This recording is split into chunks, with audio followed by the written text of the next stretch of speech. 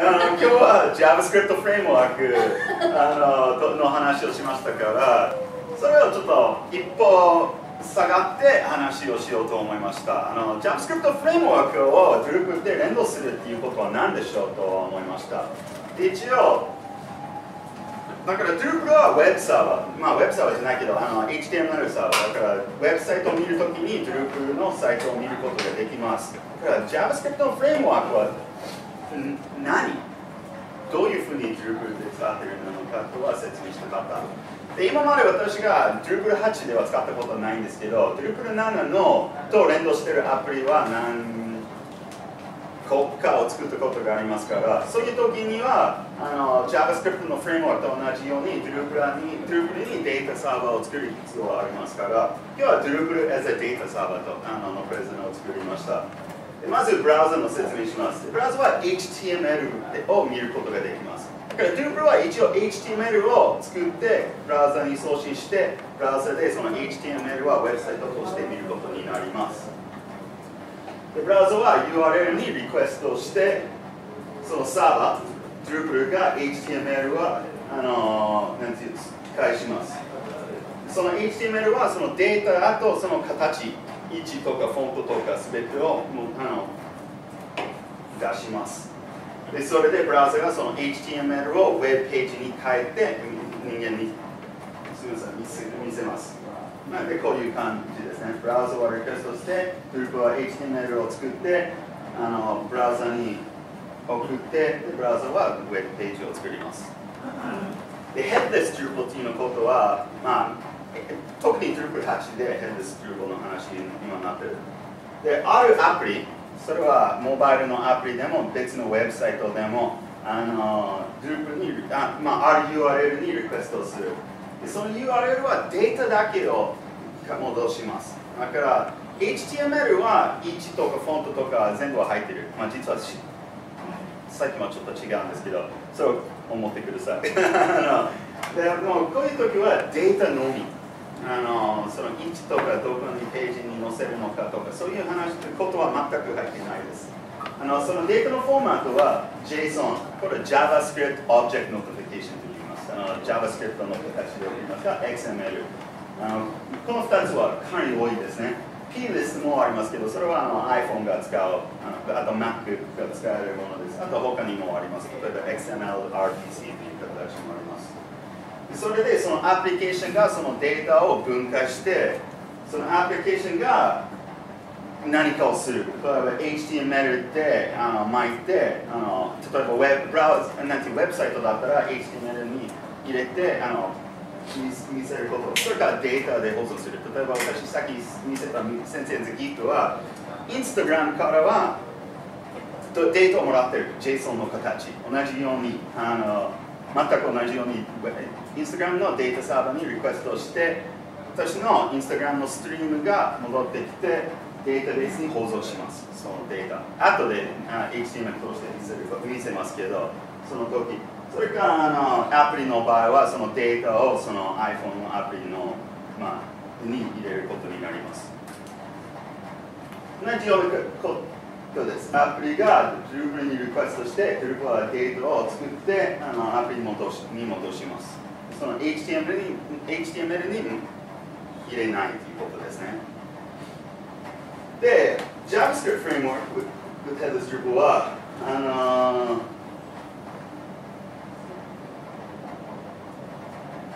これは、だから、例えば私、Angular っていう言語じゃないけど、フレームワークがあります。で、Angular は JavaScript フレームワーク。で、まずは Angular があるサーバーにリクエストして、そのサーバーからその Angular の HTML と JavaScript がブラウザに来る。それで、その Angular の JavaScript で Drupal のサーバーにリクエストして情報を取ります。だからこのサーバーがその Angular の JavaScript が Drupal に JSON を取る、リクエストします。でそれで、そのデータが戻ったら、その JavaScript、Angular の JavaScript が HTML に入力して、ブラウザになんていう表示します。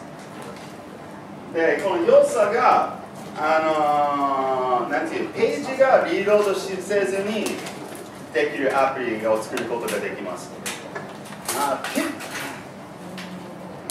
今見せないんですけど、ただワンページアプリを作ることができます。それぞれクリックしてページがリロードすることじゃなくて、私たち Facebook は場所によるページがでも Facebook は全部リロードしないんですけど、同じような感じですね。でもそれは違うサーバーからは情報を取ってない。例えば私、Instagram と連動しましたから、NEXT のページをクリックすると、本当はその NEXT はないんですけど、するんだったら、Instagram からはデータを取ることができます。本当はうちのサーバーですけど、違うサーバーから、同じサーバーでもできるけど、違うサーバーからデータを取ることができます。Facebook は同じ Facebook から取っているから、それ JavaScript フレームワークがありますけど、Headless Facebook はないと思います。ただ Facebook はある。あとデータの通信がデータのみです。HTML とかはないだから、量が少なくなるから早いですね。どのくらい少なくなる？それ、ものによりますけど、かなりと言えばいい。例えば、一つのウェブページをダウンロードするときに、そのメタデータということがあります。それヘッドにある。だからそのページ名とかいろいろあります。でもそれぞれHTML タグに入っているし、あとそれぞれのパラグラフタグ、div タグ、すべてが入っている。CSS もあります。JS もありますから、かなりの量がありますけど、JSON は、見せることができるか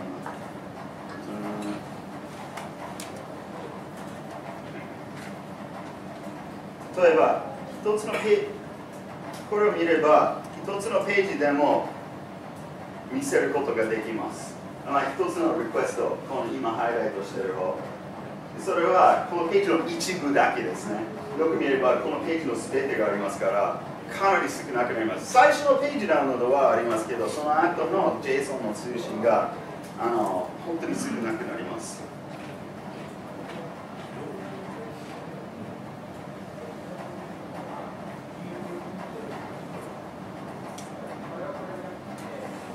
で、その良くないところが、2つのシステムをメンテナンスが必要です。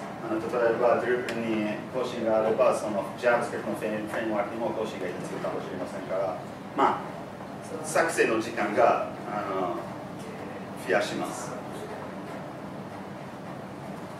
で、さっきは JavaScript フレームワーク、これはアプリを使う場合、同じようなことですね。例えば iPhone があれば、iPhone のアプリ、Facebook をダウンロードするときに、すべてのフォントとか位置とか、すべてをダウンロードします。でそれも iPhone に放送しているから、ページをアクセスするときにデータだけを通信することになりますから、JavaScript フレームワークより早いですね。そのアプリにもすでにその位置とかフォントとかも全部が入っているから、それをダウンロードする必要がない。そのアプリが Drupal に JSON とかデータをリクエストして、でアプリがページにそのデータを導入します。入力します。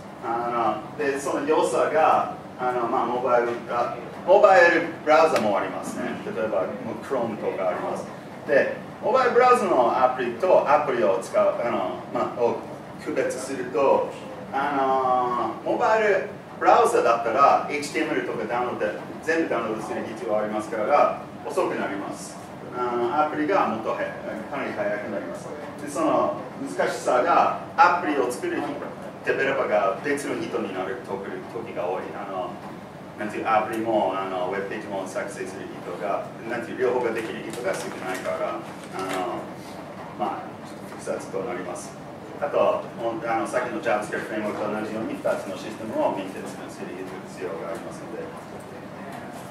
Drupal のプロセス、Drupal はなんていうリクエストを対応するときにそのデータを準備するとそのプレゼンをすることを分けています。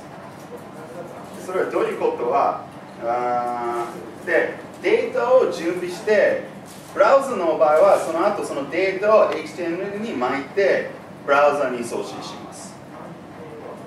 で、Drupal は Web サーバーの場合は、その同じようにデータを準備するけど、HTML じゃなくて JSON とかXML の形になんていう巻いて送ります。でこういうチャートがちょっとあります。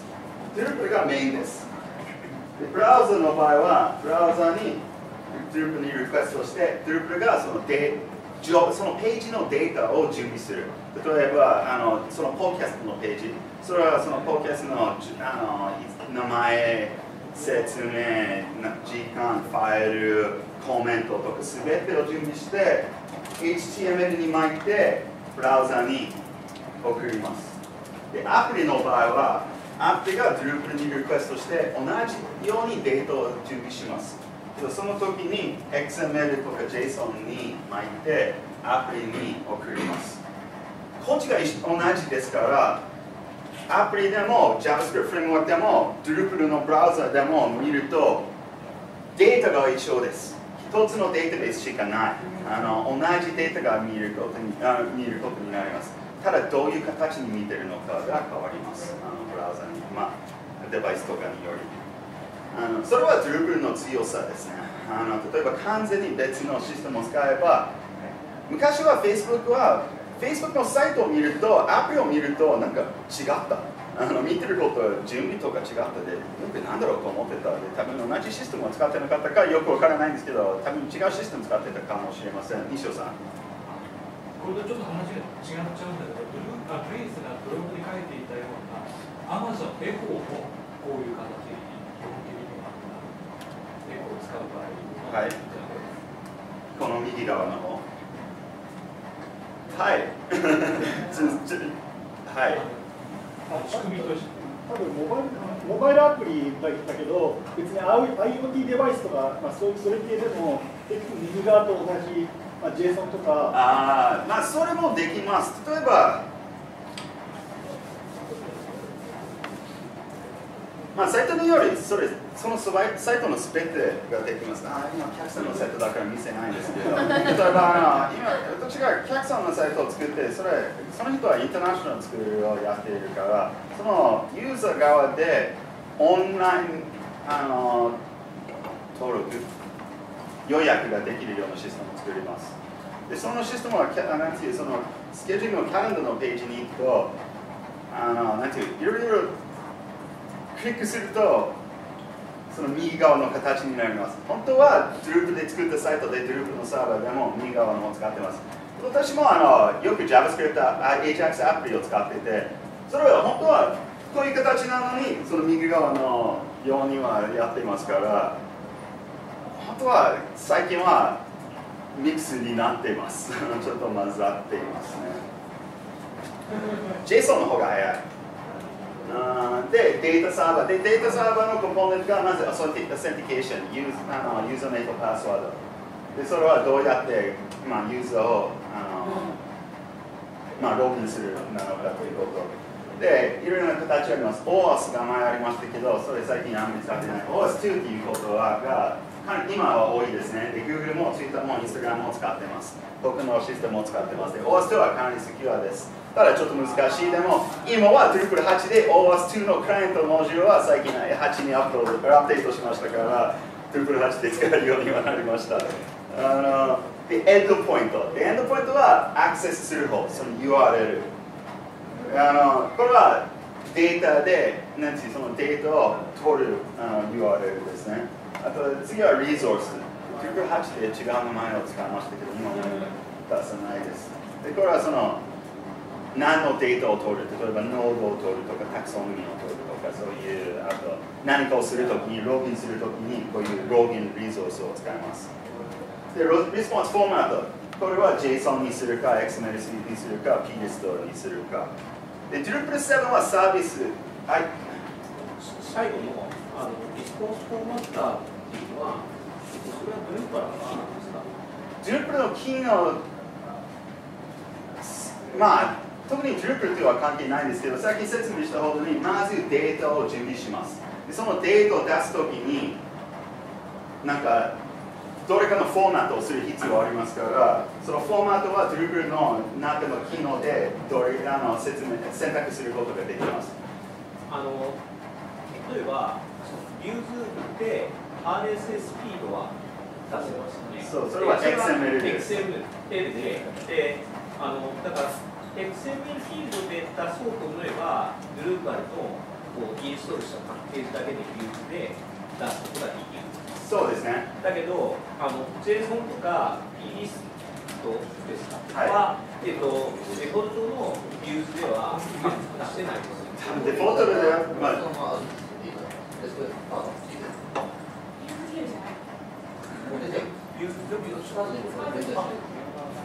でも、そのリストで欲しいっていう時にビューズ使われるビュ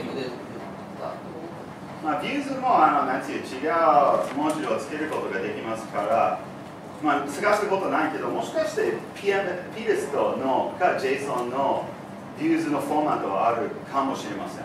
ビューズには今直接は RSS フィードと、OPML と、その2つしか選択肢がなくて、そうですね。JSON では出せない。プラギンだとそれは別の。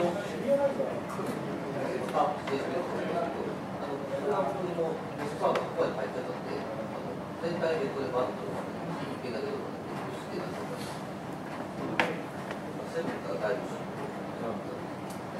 最初から有効なんですか？モジュールを有効にしてそれで有効にそうですね。ここに入ってくるモジュールを有効にすると、フィードがこれだけじゃなくて、選択肢も増えたりとかいうか、本当にレソのポストって私でもそれは知りませんでした。ちょっと勉強になりました。それから機能と言ってもいいっていうか、特徴とは言っていいかもしれないですね。機能ではないかもしれないけども、特徴かも。DF の特徴というかもしれない。そうですね。次は Drupal 7のサービスのモジュールの話をしますけど、かなりフレキシブルなものです。今は 7.3 を作っていますから、最初は 7.12 がありまして、だんだん良くなりました。で、これはデータサーバーを作ることができます。だから私、Drupal 7でアプリを連動するときに必ずこのサービスのモジュールを作りました。で、Drupal サービス 7.3 はサーバー、REST と XML/RPC のサーバーがもうついています。オーセンティケーションは OAuth2 とセッション。セッションは普通のロギン、クッキーと同じような感じです。リゾースが、コアのリゾースたくさんあります。ノードとか、タクソノミー、ユーザー。で、追加モジュールもたくさんあります。あと、データフォーマットが、この弁コード。私、実はこれ分からないですけど、あと JSON、PHP、XML。で、これは、7.3 はダウンロードするときに、これはすでについているものですが、Drupal.org にそれの追加モジュールもたくさんありますから、例えばサーバーの場合は SOAP サーバーのモジュールもあります。オーセンティケーションは OAuth2 のモジュールがあります。リゾースはユーザーポイント。だからそのユーザーポイントのモジュールを使っている場合はこれを追加することができます。あとデータフォーマットは REST サーバー PList。だから PList でダウンロードすることができます。だからそのサービスのモジュールはモジュールというよりフレームワークです。それはサービス 7.3 の強みです。1と2はフレームワークじゃなかったから、そんなに簡単に追加することができなかったから、7.3 はフレームワークになっているから、かなりカスタマイズすることができます。サービスを強調する場合は、この Hook Services Resources を使うときにいろいろな別のサービスを作ることができます。例えば、そのセンセンズギークはこれを使ってない。まず Drupal 8だし、そのアプリが作ってないけど、もし作るんだったら、その Instagram のページがありますから、私がそれを作っている場合は、カスタムのリソースで Instagram ページのリソースを作って、それをアクセスすると、その Instagram の URL が全部送りますから、カスタマイズすることができるということですね。新しいアクションとリソースを作ることができます。でそれでそのシステムがカスタマイズデータを出すことができます。で Drupal 8ではサービスはコアに入っています。なのでその Drupal コアの中には HTTP これは同じものです。2回買っちゃいました。Basic Authentication でそれはユーザー名とパスワードはそのなんていう HTTP ヘダーで送ります。それはそのページに関しての情報を先に送るからであとクッキーも使うことができます。クッキーはクッキーを使う。あと REST サーバーもついています。これコアの中にあとデータフォーマットとしてHARJSON というフォーマットをも出すことができます。でこれは別のモジュールですけど、シリアリゼーションのモジュールで JSON と XML をすることができます。あと、シリアリゼーション API で新しいフォーマットを追加することができます。だから、Drupal 8ではもうコアに入ってるし、かなりフレキシブルだから、そういうことができますから、ぜひ先生次以降見てください。